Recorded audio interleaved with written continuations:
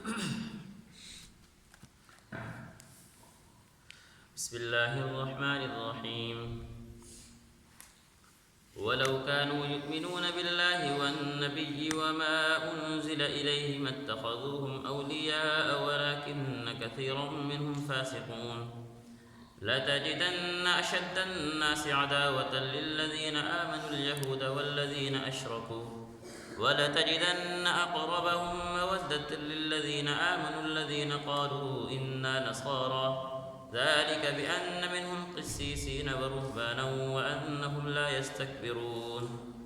ترجمہ آیت: اگر یہ لوگ اللہ پر اور نبی پر اور جو کلام ان پر نازل ہوا ہے اس پر ایمان رکھتے تو ان بت پرستوں کو دوست نہ بناتے، لیکن بات یہ ہے کہ ان میں زیادہ تعداد ان کی ہے جو نافرمان ہیں۔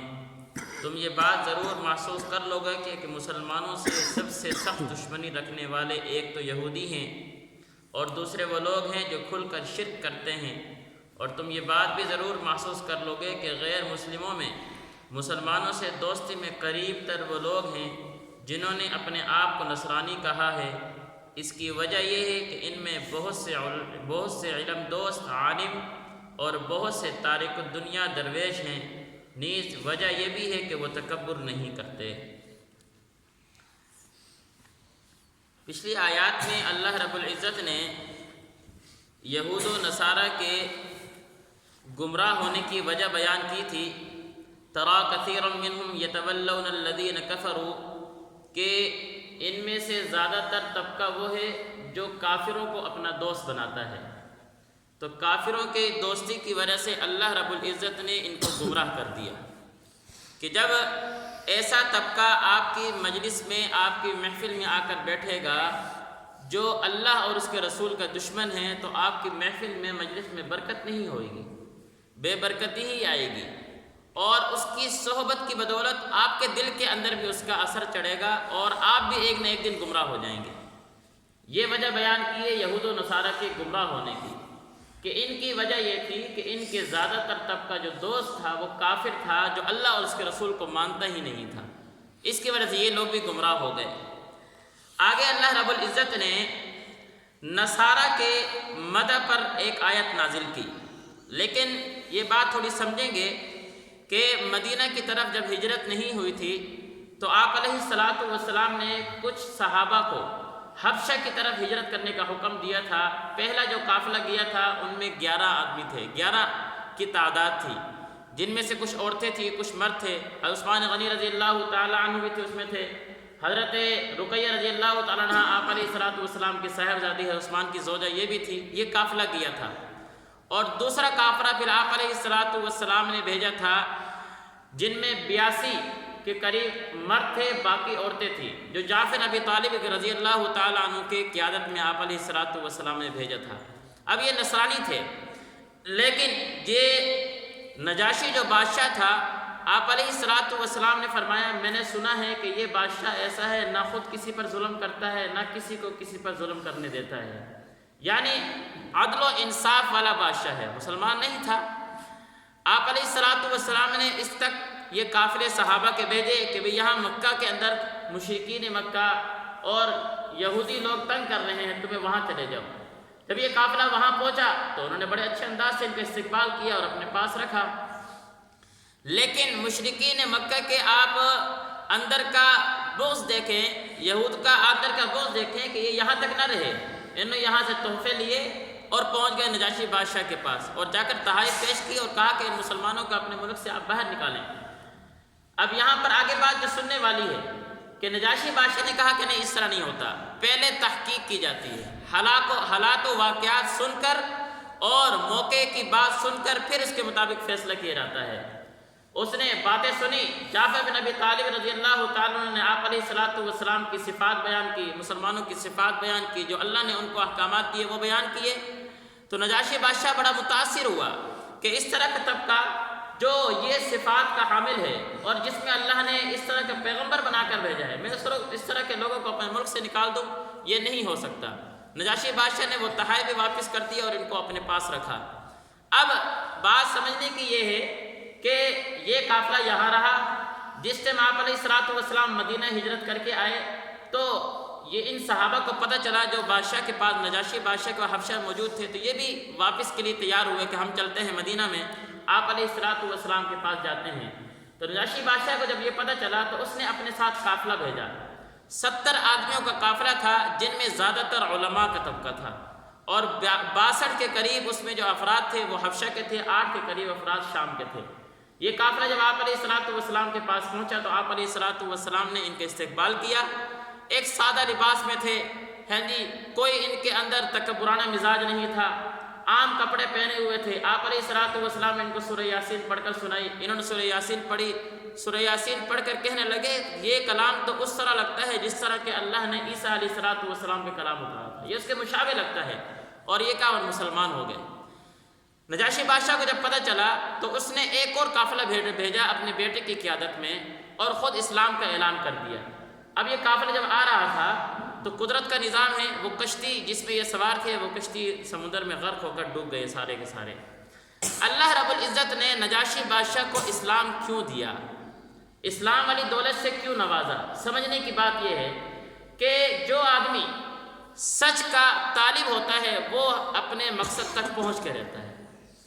جس ٹائم یہ قافلہ مکہ سے گیا تھا مشرکین مکہ کا تو بادشاہ نکال سکتا تھا، لیکن اس نے کیا کہا، نہیں، پہلے واقعے کی تصدیق کرنی چاہیے، پہلے حالات سننے چاہیے۔ اس لیے یہ بات ہمیں سمجھنی چاہیے کہ ہمارے پاس کوئی بات بھی آئے ہم سنی سنائی بات پہ اعتبار نہ کریں، ہم تحقیق کریں، ہم سچ تک پہنچنے کی کوشش کریں۔ جب انسان کوشش کرتا ہے اللہ اس کو پہنچا دیتے ہیں۔ جس طرح نجاشی بادشاہ تھا، وقت کا بادشاہ تھا، لیکن اللہ نے اسلام والی دولت سے اس کو نوازا۔ کیوں؟ وہ تحقیق تک پہنچا، اس نے اچھائی کو دیکھا، اللہ نے اس کے دل میں اس بات کا اثر ڈالا، وہ مسلمان ہو گیا۔ اسی کی صفات میں اللہ نے یہ آیت نازل کی ہے۔ لیکن ایک بات یہاں سمجھنے کی ہے کہ کہیں یہ بات ہمیں نہ دھوکے میں ڈالے کہ اللہ نے نصرانیوں کی مدح میں ایک آیت نازل کی ہے تو نصرانی اچھے لوگ ہیں۔ نہیں، بات اصل یہ ہے کہ یہود اور نصارہ ان دونوں کا جب موازنہ کیا جاتا ہے کہ دونوں کی بنسبت نصرانی لوگ اس طرح کے ہیں کہ جن میں خدا ترس اور اچھائی اور تکبرانہ مزاج نہیں، اپنے کام سے کام رکھنا، اللہ کی طرف زیادہ میلان، یہ پایا جاتا ہے بنسبت یہود کے۔ یہود تو سازشی ٹولہ ہے، یہ شروع سے آخر تک مسلمان کا دشمن رہا ہے۔ ان میں بہت کم تعداد، گنے چنے 1-2 کے افراد جیسے تھے جو مسلمان ہوئے تھے اور اس طرف آئے تھے، باقی سارے کے سارے مسلمانوں کے دشمن رہے۔ لیکن نصارہ میں زیادہ تر طبقہ وہ تھا جو مسلمان بھی ہوا، اسلام قبول بھی کیا، اور اسلام آنے سے پہلے انجیل کا پیروکار تھا اور انجیل پر عمل کرتا تھا۔ جب اسلام آیا، اللہ نے آپ علیہ الصلوۃ والسلام کو نبوت دی تو پھر مسلمان بھی ہوئے، قرآن تعلیمات کو بھی مانا۔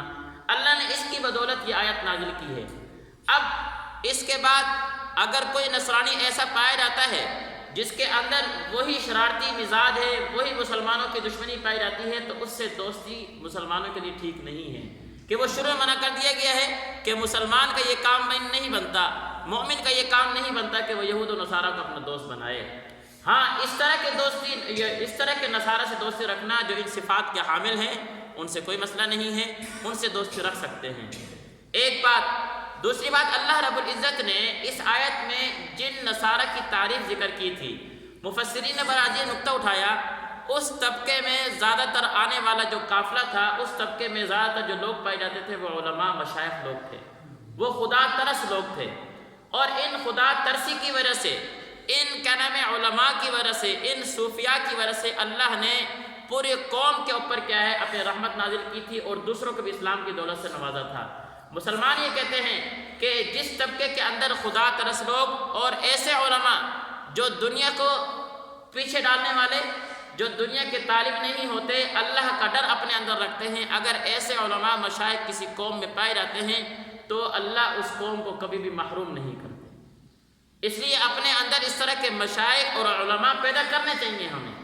تو خود بخود تو زمین سے نہیں نکل آئیں گے نا، یا آسمان سے تو نہیں آ جائیں گے، ہمیں پیدا کرنے پڑیں گے۔ اس طرح کے افراد کا ہمیں چناؤ کرنا پڑے گا کہ ہم اپنے اندر اس طرح کے علماء مشائخ کو رکھیں کہ اللہ ان کی بدولت ہمارے پر رحمت کریں گے، اللہ ان کی بدولت ہمیں کیا ہے اپنے فضل سے نوازیں گے۔ اب قرآن مجید کی آیت کا ترجمہ دیکھیں گے، سمجھ آئے گی۔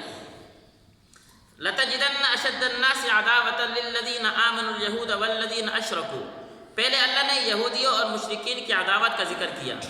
تم یہ بات ضرور محسوس کر لو گے کہ مسلمانوں سے سب سے سخت دشمنی رکھنے والا ایک تو یہودی لوگ ہیں اور دوسرے وہ لوگ ہیں جو کھل کر شرک کرتے ہیں، یہ مسلمانوں کے سخت دشمن ہیں۔ وَلَتَجِدَنَّ أَقْرَبَهُمْ مَوَدَّةً لِلَّذِينَ آمَنُوا الَّذِينَ قَالُوا إِنَّا نَصَارَىٰ، اور یہ بات بھی تم ضرور محسوس کر لو گے کہ غیر مسلموں میں مسلمانوں سے دوستی کے قریب تر وہ لوگ ہیں جنہوں نے اپنے آپ کو نصرانی کہا۔ میں نے بات آپ کو وضاحت سمجھا دی ہے کہ نصرانی سے وہ لوگ مراد ہیں جن میں یہ صفات پائی جاتی ہیں، اگر کوئی اس صفات کا حامل نہیں ہے اس سے دوستی سے منع کیا گیا ہے۔ ذَلِكَ بِأَنَّ مِنْهُمْ قِسِّيسِينَ وَرُهْبَانًا وَأَنَّهُمْ لَا يَسْتَكْبِرُونَ، آخری بات، اور اس کی وجہ جو اصل یہ تھی کہ ان میں سے بہت سے لوگ اس طرح کے تھے جو علم کو اپنا دوست بنانے والے ہیں، اور بہت سے لوگ ایسے تھے جو دنیا کو چھوڑنے والے ہیں، تارک الدنیا، جو دنیا کے طالب نہیں ہیں، اور وَأَنَّهُمْ لَا يَسْتَكْبِرُونَ، اور بہت سے لوگ ایسے تھے جو متکبر نہیں تھے۔ یہ مین وجہ تھی کہ جن کی وجہ سے اللہ نے ان کو اسلام کی دولت سے نوازا ہے۔ اللہ ہمیں سمجھنے کی توفیق نصیب فرمائے۔